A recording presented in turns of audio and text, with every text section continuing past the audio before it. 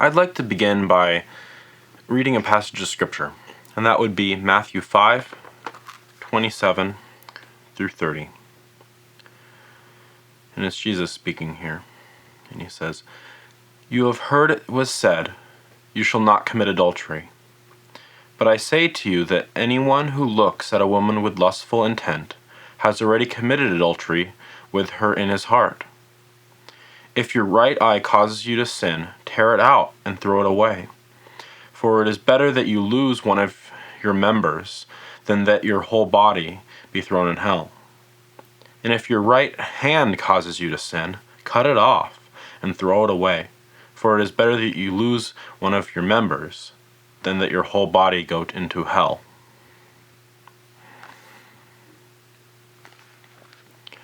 So, in that passage, Jesus is he starts by talking about adultery, but then he switches to talking about lust and about how if you lust after someone, it's akin to adultery, and then goes through some things about eyes and hands and gets a little violent. But I want to just kind of take some time to just walk through that, just step by step and verse by verse. So, in the beginning, he's talking about adultery, which relates to marriage. It's talking about, not being faithful to what you promised in marriage. And with that in mind, I think it's important for us to take a moment maybe to say, what is marriage? What is the purpose of marriage? What's the reason why it exists? Well, there's a couple things that marriage is. One of the things is it's a safe place for the rearing of children, the creation of family. That's something that I think from the way it all works and through Scripture, you can see that God clearly intended and that was part of His design for marriage. Another thing that marriage can be would be a picture of Christ and the church. In fact, later on in Scripture, the church is actually, or the concept of us being the bride of Christ, or the relationship between a man and woman in marriage is actually used as an example of Christ and the church. And the other thing to remember with marriage is it's something that's very intimate, and it really is two becoming one. And I don't think we often overlook that one, especially in today's culture, the two becoming one. That marriage and intercourse, or just everything that comes with that, everything that would be with marriage, it's something that has two people become one. It connects them together. And I think that's something we need to really take seriously. And I think that's laid out in Scripture as well. So, with that in mind, let's look then at what is adultery then again. Now, adultery would be breaking that. Adultery is taking that trust and that unity and that two becoming one, and it's kind of ripping that apart. And it's not a good thing, and I would say it's a rather violent thing. It's not good. Now, that gets a little bit serious now, because Jesus then turns and he talks about, now if you lust for a woman, and this, he was speaking to men, but I think this applies both ways. It's just if you're lusting for someone, you're committing adultery with them in your heart. Now considering what we just talked about adultery, about how serious that is, about how that's ripping, that's a violent thing. That's a rather serious thing that Jesus is saying. So, lust is adultery, is essentially the point that Jesus is making there. Now, one might ask, well, what if I'm not married? What if that's just not a thing? What if the person I'm, looking at, or, is pulling me in that direction isn't married either? I mean, is it really adultery? Because, it's not that well. In a way it is. And, you're still harming yourself. You're still harming others. You're still, if you're thinking about those things, if you're going down those paths emotionally, you're making connections with someone in your own heart that they haven't consented to you going down that path. And if you start to encourage them down that path without the intention and the goal being you actually being faithful to them and then you actually being married to them, that also is harming them. That's going after them. It's not just a violating of them without their consent, without them knowing, which I think can have some implications as far as that this is something that you should be doing it's really not good, to now if you actually start to include them in this is something that actually is even just practically and just tangibly harming them as well. It's not a good thing, regardless of if you're married or unmarried. Lusting after someone and being in that way is something like that. Now, I also think it's important to take this principle and also apply it to things outside of just relationships or, intimate type things. It's also not good to be, coveting things, doing things like that, and it's all the same kind of thing. That's not a good road to go down, where we start looking at things and gaining pleasure from that, and wanting that and desiring that. Things that ultimately we either can't have, or if we start to act upon and have outside of God's intent of marriage, and whether it's actual hard work to earn something, it's that's bordering quite closely on things starting to become idols in our life, if that's what we start to be being fixated on. So from all this, I hope we can gather that lusting after people or things is not good. It's very bad, and it's dangerous, and it harms us. It's not just some innocent thing, it's something that harms us, because the world looks at all that and they say everything I've said just now is crazy. Like, oh, it's just sex, it's just fun, it's just, what does the person even know if I looked at them and kind of checked them out a bit? What does the person even know? What do they care? Well, as Christians, we're looking at things from a spiritual perspective. What does that actually do to your spirit? What does that do to your soul? What patterns are you sowing in your heart?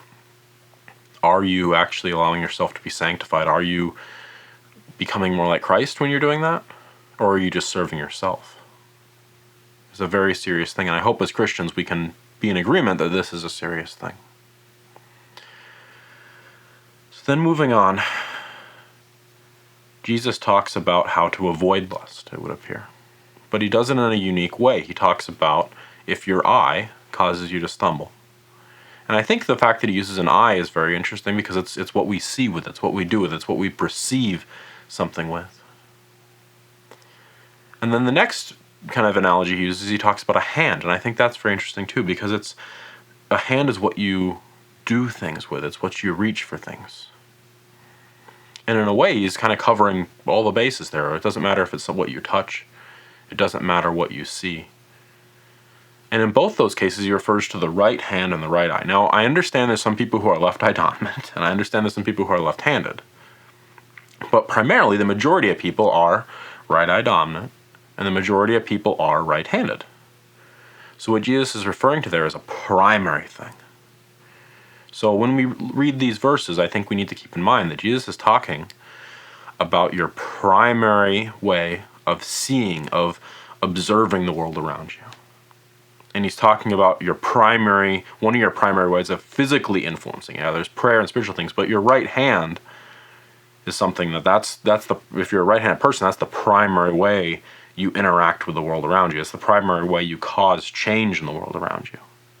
You have your left hand too, but the right hand is the primary one. It's what you'd write with, it's what you would primarily reach out to grab something. If you were in a battle, it would be the first thing you'd probably reach to grab a weapon with.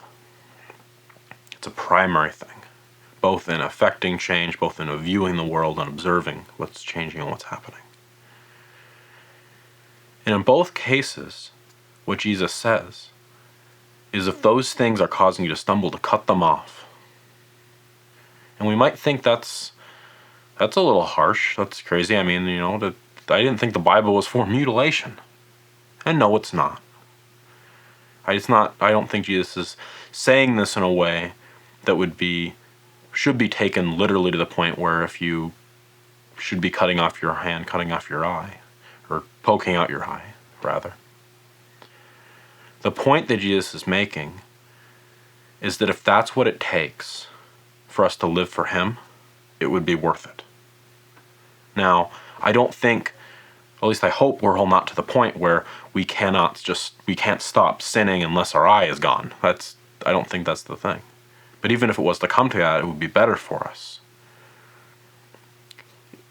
to have our eye gone than to lose our salvation, or not be saved, or to be pulled away from the faith. It's a very serious thing. The same with our right hand. It's something that's very important, very, very critical for us to understand. Our salvation, our focus on God, our focus on Christ has to be at the forefront of it all. And a lot of people will say, maybe in different words, maybe in some other words, and talk about the things I've just said. But there's one more piece that I've heard some people articulate, but I think is very key to winning the victory on these fronts. Because I'm sure a lot of us have, and I can honestly say myself included, at times struggled with some of these things.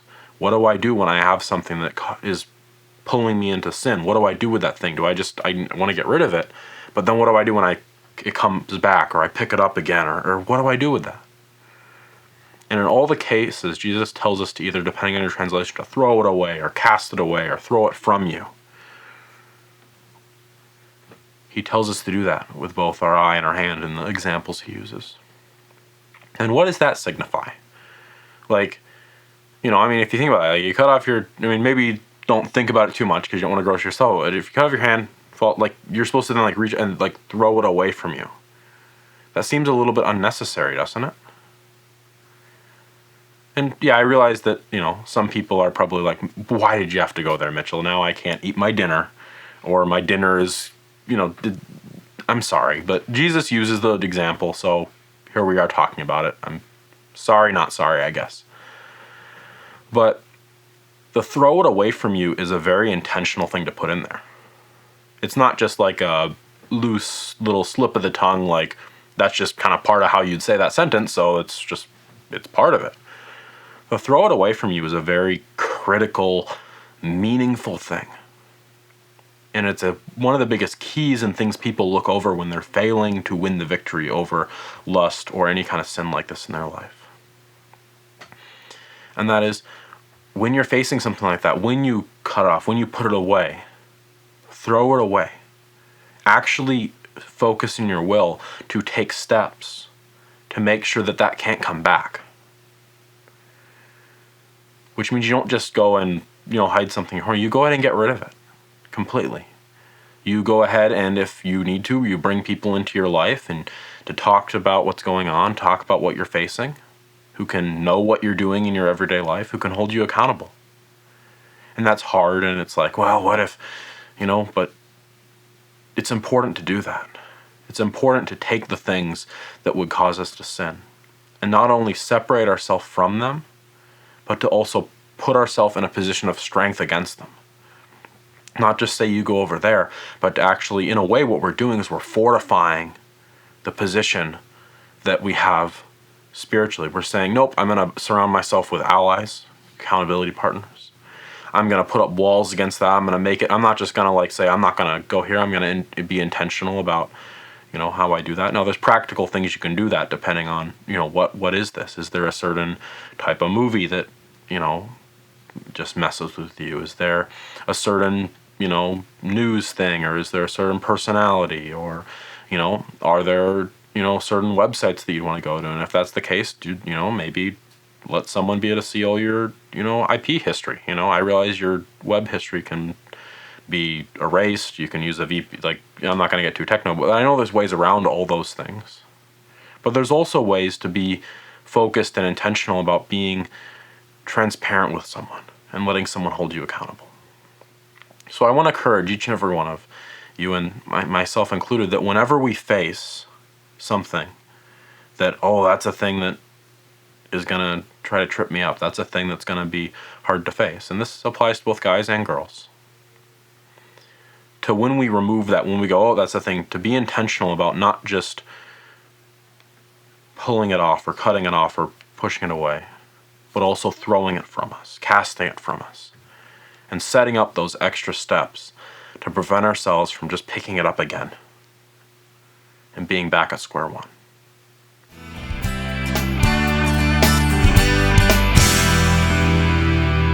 Thank you for watching the Frontline Update. If you like this video and want to hear more, please subscribe and click the notification bell. If you are interested in listening via podcast or would like to check out our blog, visit frontlinemn.org for more info. We look forward to seeing you next week. The best is yet to be.